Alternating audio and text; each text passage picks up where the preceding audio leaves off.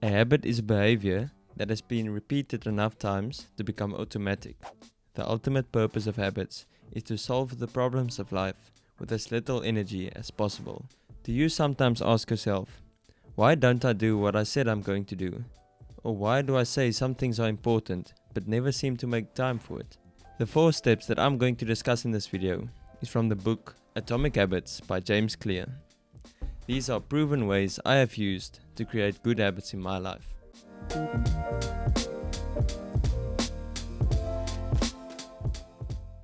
Hi, I'm Charles Wannapool, and in this video I'll give you 4 steps that will help you create good habits. The first step is making it obvious. It's obvious, right? How do you make a habit obvious? By creating a cue. A cue is a bit of information that predicts a reward. Let's take your favorite restaurant as an example. Every time you drive past your favorite restaurant, you are looking at a cue which signals the location of a reward, which is food. If you want to create a new habit of running every afternoon, you have to make the habit obvious by leaving a clue in your environment. The cue can be as simple as putting your running shoes in front of your bed, so that when you come home from work, you immediately see your running shoes there, and that will remind you, which is the cue, that you have a habit that you want to implement. Now your brain has received a cue, which leads to a craving. This brings us to the second step of creating new habits, which is making it attractive. Now I'm going to stick with the example of trying to make running your new habit. You have to ask yourself how you can make your habit, which is running in our case, attractive.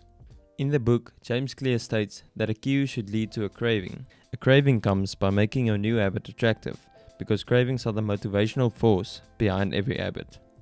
Running might not seem very attractive, but losing those 5 kilos seems very attractive.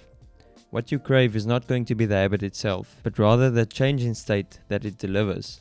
For example, you're not motivated by brushing your teeth, but you're motivated by the feeling of a clean mouth. The thought behind making a habit attractive is that the cue, your running shoes, leads to a craving, which is losing those 5 kilos, which now leads us to our third step, which is making it easy, also known as our response to the first 2 steps. The response is the actual habit you perform, but whether a response actually occurs depends on how much motivation you have and how much friction there is associated with the behavior. That's why in order for you to take action, the process has to be made easy. If running is the habit you want to create, you have to make it easy. Because if a particular action requires more physical or mental effort than you are willing to expend, you won't do it. This simply means that you should be realistic and set achievable goals for yourself. Instead of trying to run 5Ks every day, try making it easier and make it your goal to only run 3Ks. Remember that your response depends on your ability. It may sound simple, but a habit can only occur if you are capable of doing it. The final step is making it satisfying. Now this refers to the reward that makes a habit worth repeating. The first purpose of rewards is to satisfy your craving. For example, a promotion leads to more money and more respect. Running every day and getting in shape improves your health, your physique, and also your prospects of dating. At least for a moment, rewards deliver contentment and a relief from a craving. The second purpose of rewards is to teach us which actions are actually worth remembering in the future. If a habit makes you feel pleasure, the brain associates the feeling with the action, and that makes you more likely to remember and to repeat that action. If your behavior is insufficient in any of these 4 steps, it will not become a habit. To sum up the 4 steps, if you eliminate the cue or your running shoes, your habit of running will never start. If you reduce the attractiveness or the craving, you will never have enough motivation to act on it.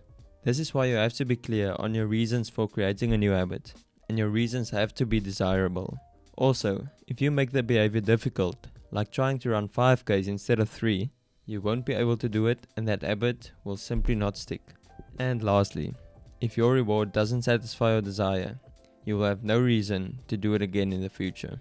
Seeing that number on the scale drop slightly every week, or seeing your legs getting more toned, could be the reward that makes running a new habit for you. If you like this video, please leave a like and please subscribe, as I'll be making weekly videos so you can improve your life.